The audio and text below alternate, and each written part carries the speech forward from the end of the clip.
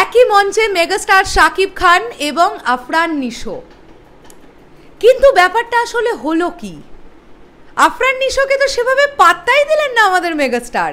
ওই যে একটা কথা বলেছি না, এই মানুষটা, তাকে নিয়ে যারা সমালোচনা করে, যারা কটূক্তি করে, যারা আজে বাজে কথা বলে, মেগাস্টার শাকিব খান কাউকেই পাত্তা দেন না। কিন্তু কোনো কোনো সময় কিছু জিনিস মনে গেঁথে যায়, আর যেটা একবার মনে গেঁথে যায় সেটা মন থেকে বার করা তো কঠিন।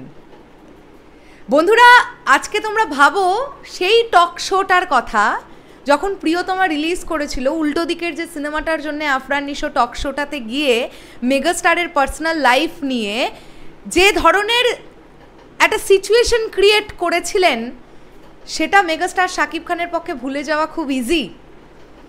মানে ওনার জায়গায় যে কেউ থাকলে সকলেরই তো এটা খারাপ লাগারই কথা। এই ব্যাপারটাকে কোথাও গিয়ে জিয়ে রেখেছেন এখনও মেগাস্টার শাকিব খান। আজকে মেরিল প্রথম আলো অ্যাওয়ার্ড শোতে আমরা একটা মোমেন্ট এরকম দেখতে পেলাম যেখানে তাসনিয়া ফারিন উপস্থাপিকা হিসেবে ছিলেন এবং একই মঞ্চে মেগাস্টার শাকিব খান এবং আফরান নিশো। মেগাস্টার শাকিব খান জাস্ট পাত্তা দেননি আফরান নিশোকে, জাস্ট পাত্তা দেননি, এবং আফরান নিশোকে অনেকটাই পুশ আপ করাবার চেষ্টা করেছিলেন তাসনিয়া ফারিন তার উপস্থাপনার মাধ্যমে। কিন্তু আফরান নিশো কোথাও গিয়ে তার বডি ল্যাঙ্গুয়েজ বুঝিয়ে দিল যে তিনি কোথাও গিয়ে একটা গিল্ট ফিল করছেন, মোস্ট প্রবাবলি, যে তিনি যেটা করে ফেলেছিলেন সেটার জন্য কিন্তু মেগাস্টার শাকিব খানের কাছে তিনি খারাপ হয়ে গেছেন, তার ইমেজটা নষ্ট হয়ে গেছে। এটা আজকে মেরিল প্রথম আলো অ্যাওয়ার্ড শো থেকে বিষয়টা পরিষ্কার। আমার কাছে একটি ভিডিও এসেছে, সেই ভিডিও আমি ছোট ছোট করে অ্যাটাচ করছি, তোমরা দেখো।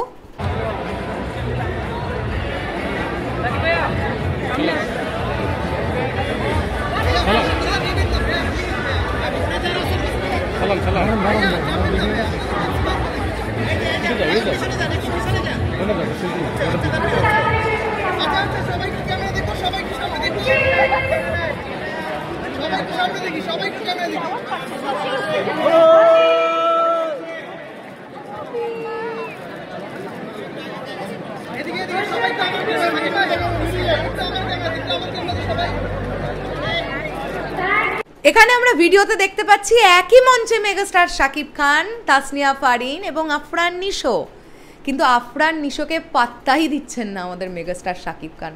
হঠাৎ পাত্তাটা দিতে যাবেন কেন? মানে আমি একটা জিনিস খুব মানি, এটা মেগাস্টার শাকিব খান যে কত ভালো একজন মানুষ এবং তার ব্যবহার, তার মানে অ্যাটিটিউড, অন্যের প্রতি তার যে সম্মান প্রদর্শন, প্রত্যেকজন সিনিয়র আর্টিস্ট এটা বলেন যে কিভাবে সম্মান করতে হয় সিনিয়রদের, এটা মেগাস্টার শাকিব খানের কাছ থেকে শেখা উচিত। যে মানুষটা ২৬ বছর ধরে তার ক্যারিয়ারে একের পর এক ছবি দিয়ে গেছেন বাংলাদেশ ফিল্ম ইন্ডাস্ট্রিকে, এমন একজন অ্যাক্টরকে হঠাৎ পাত্তাটা দেবেনই বা কেন, যার বড় পর্দায় হয়েছে মাত্র ২ থেকে ৩টে ছবি, তাও ৩টেও এখনো হয়নি। কোন কোন দুটো ছবি যেন হয়েছে? সুড়ঙ্গ, দাগি।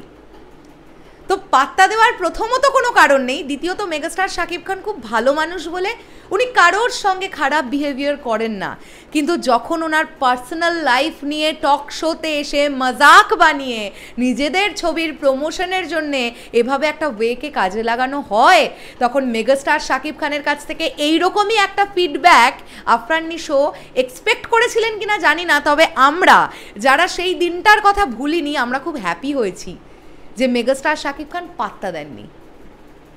আফরান নিশো খুব ভালো একজন অভিনেতা, ভীষণ ভালো অভিনেতা, অভিনয় সত্তাটা তার আলাদা দিক, আর তিনি সেদিন ওই দিন টক শোটাতে যেটা করে ফেলেছিলেন সেটা তার আলাদা দিক। দুই আফরান নিশোকে কোনো দিক থেকে মেলানো যায় না, জাস্ট মেলানো যায় না।